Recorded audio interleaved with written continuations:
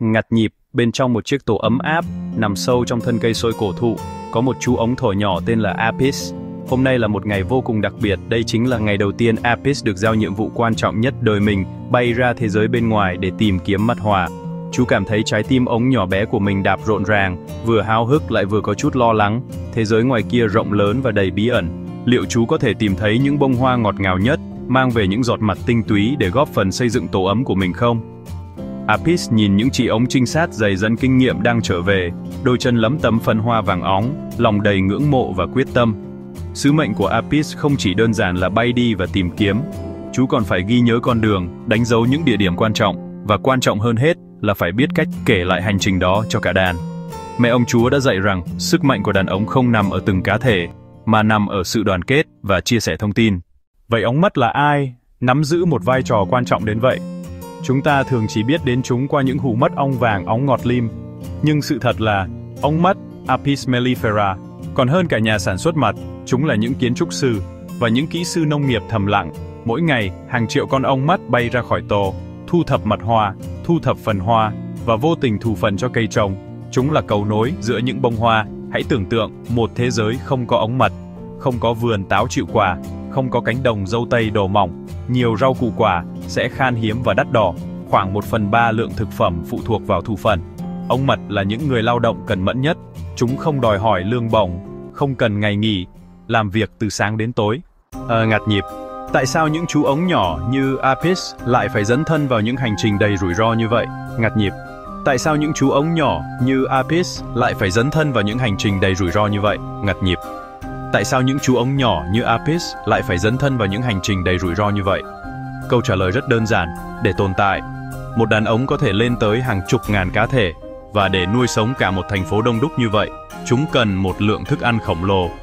Mặt hoa cung cấp năng lượng dưới dạng đường, phần hoa cung cấp các chất dinh dưỡng thiết yếu khác như protein, vitamin.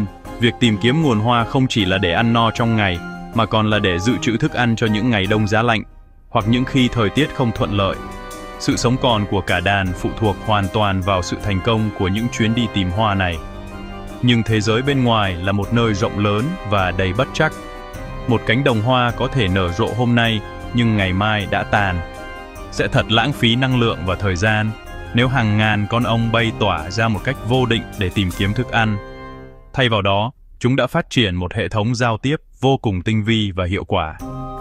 Đàn ống cứ đi những chiến binh trinh sát, những con ong giàu kinh nghiệm nhất, để tìm kiếm những nguồn hoa dồi dào và chất lượng nhất. Khi một con ong trinh sát tìm thấy một mẩu vàng, chẳng hạn như một cánh đồng cỏ ba lá đang nở rộ, nó sẽ không ích kỷ giữ riêng cho mình. Nó sẽ ngay lập tức quay trở về tờ, mang theo không chỉ mắt hoa trong dạ dày, mà còn cả một bản đồ chi tiết trong tâm trí. Và đây là lúc điều kỳ diệu xảy ra. Thay vì dùng âm thanh hay lời nói, con ong này sẽ truyền đạt thông tin của mình thông qua một phương tiện độc đáo hơn rất nhiều, một điều nhảy. Bề mặt sáp ống thẳng đứng, chìm trong bóng tối bên trong to, bỗng chốc biến thành một sân khấu, một sàn diện nơi những thông điệp quan trọng nhất được truyền tải. Những con ong thở khác sẽ vây quanh người vũ công, dùng râu của mình để cảm nhận từng chuyển động, từng rung động của đôi cánh. Chúng không chỉ xem, mà chúng còn lắng nghe điều nhảy bằng cả cơ thể mình. Chúng có thể cảm nhận được mùi hương của loài hoa mà người vũ công đã ghé thăm, nếm thử một chút mật hoa mà nó chia sẻ.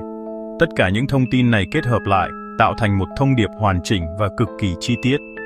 Cả tổ ong im lặng tập trung, giải mã từng chi tiết của vũ điệu bí ẩn, chuẩn bị cho một cuộc xuất quân quy mô lớn để thu hoạch nguồn tài nguyên quý giá vừa được khám phá. Hãy tưởng tượng một ví dụ thực tế để thấy rõ sự kỳ diệu này nhé, ngặt nhịp. Giả sử chú ong Apis của chúng ta, trong chuyến bay đầu tiên của mình, đã bay về phía đông. Sau khoảng 2 cây số, chú phát hiện ra một cánh đồng hoa hướng dương bất ngàn đang nở rộ dưới ánh nắng. Mắt hoa ở đây ngót lim, phần hoa thì vô cùng dồi dào. Sau khi ăn no và thu thập đầy đủ, Apis quay trở về tổ, lòng tràn đầy hân hoan. Chú tìm một bề mặt sáp ống phẳng, và ngay lập tức, buổi biểu diễn bắt đầu.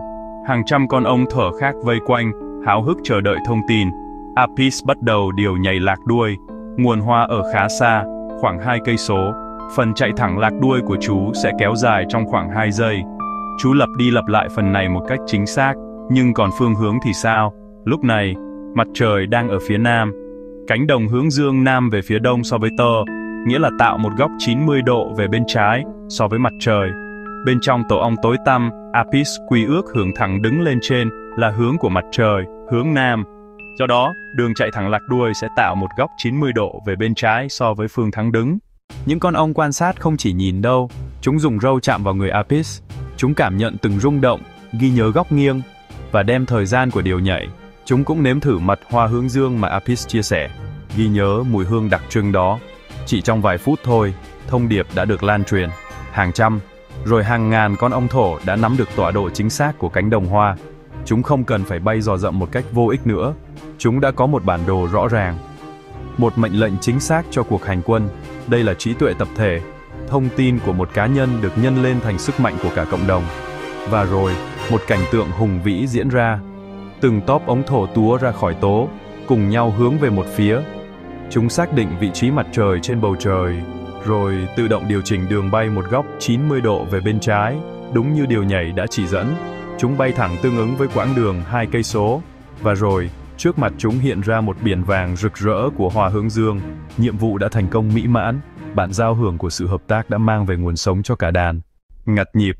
Khi chúng ta phân tích sâu hơn về điều nhảy của ống mật, chúng ta không thể không kinh ngạc trước sự phức tạp và tinh vi của nó. Đây không chỉ đơn thuần là một hành vi bản năng đâu nhé, nó là một hệ thống ngôn ngữ biểu tượng thực thù, có thể truyền đạt thông tin trừu tượng về không gian và thời gian.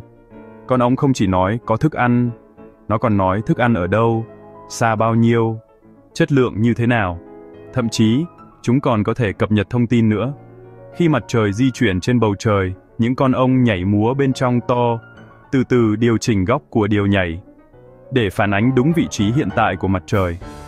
Hãy nghĩ về điều này, một sinh vật nhỏ bé, bộ não chỉ lớn bằng hạt vững, có thể tính toán góc của mặt trời, chuyển đổi nó thành một góc trên bề mặt thẳng đứng trong bóng tối, và truyền đạt thông tin đó cho những cá thể khác. Hình ảnh, so sánh, bộ não người với bộ não ống nhỏ nhưng kết nối thần kinh phong phú. Những con ong khác có thể giải mã thông điệp, ghi nhớ nó, bay ra ngoài, tìm lại mặt trời, và tái tạo lại góc bay một cách chính xác. Đây là một kỳ công về định vị và tính toán. Ngay cả con người cũng cần tới các công cụ phức tạp như la bàn và bản đồ. Loài ống đã làm điều đó một cách tự nhiên trong hàng triệu năm. Điều nhảy lạc đuôi còn có những thợ ngữ khác nhau. Các quần thể ống ở các vùng khác nhau có những biến thể nhỏ. Ví dụ, thời gian lạc đuôi cho một cây số ở ống mật Ý và ống mật Đức hơi khác nhau. Điều này cho thấy điều nhảy không cứng nhắc, mà có thể tiến hóa và thích nghi theo môi trường sống. Nó giống như các phương ngữ của cùng một ngôn ngữ. Sự tồn tại của một ngôn ngữ tinh vi ở một loài côn trùng đã thách thức quan niệm truyền thống về trí thông minh và giao tiếp. Nó cho thấy thế giới tự nhiên ẩn chứa những điều kỳ diệu vượt xa tưởng tượng con người. Điều nhảy của ống mật không chỉ là một cơ chế sinh tồn, nó còn là một tác phẩm nghệ thuật của sự tiến hóa. Minh chứng rằng, dù ở bất kỳ kích thước nào, sự sống có thể tạo ra những giải pháp vô cùng thông minh và thanh lịch cho những vấn đề phức tạp nhất. Ngặt nhịp. Câu chuyện về chú ong Apis và điều nhảy kỳ diệu của nó không chỉ là một bài học thú vị về sinh học đâu. Nó còn là một lời nhắc nhở sâu sắc về sự kết nối mong manh và vẻ đẹp vô tận của thế giới tự nhiên. Mỗi khi chúng ta nhìn thấy một con ong bay lượn từ bông hoa này sang bông hoa khác, hãy nhớ rằng chúng ta đang chứng kiến một phần của một mạng lưới giao tiếp khổng lồ và vô hình. Chúng ta đang thấy một vụ công, chúng ta đang thấy một nhà thám hiểm, chúng ta đang thấy một người đưa tin, một sứ mệnh thiêng liêng của chúng, một sứ mệnh mà sự tồn tại của chính chúng ta cũng phụ thuộc vào đó. Thật đáng buồn, những vụ công tí hon này đang phải đối mặt với những mối đe dọa chưa từng có. Sử dụng thuốc trừ sâu bừa bãi, sự biến đổi khí hậu làm thay đổi chu kỳ nở hoa, mất đi môi trường sống tự nhiên. Khi chúng ta làm hại loài ống, dù vô tình hay cố ý, chúng ta không chỉ đang dập tắt những điều nhảy kỳ diệu của chúng, mà còn đang tự cắt đi một nhánh quan trọng trên cây sự sống của chính mình. Sự im lặng của những tổ ong sẽ là một cái dấu hiệu đáng báo động cho sức khỏe của cả hành tinh. Vậy chúng ta có thể làm gì? Hành động có thể bắt đầu từ những điều nhỏ nhặt.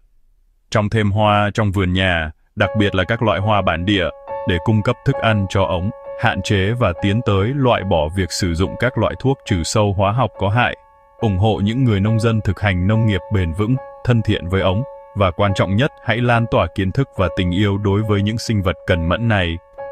Hãy kể cho con cháu chúng ta nghe về điều nhảy của ong mật, về vai trò không thể thay thế của chúng trong tự nhiên, để thế hệ tương lai biết trân trọng và bảo vệ chúng.